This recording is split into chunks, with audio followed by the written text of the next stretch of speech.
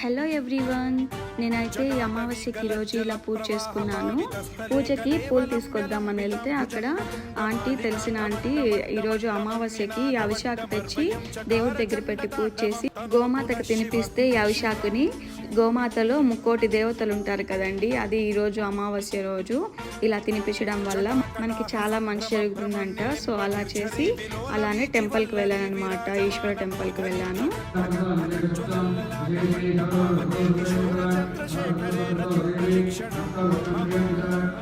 ఈ దేవాలయంలో శివలింగము, అదేవిధంగా మారెమ్మ, సాయిబాబా ఉన్నారనమాట. ఇక్కడ ఈరోజు ఈశ్వరుడికి పూజ కూడా చేస్తున్నారు.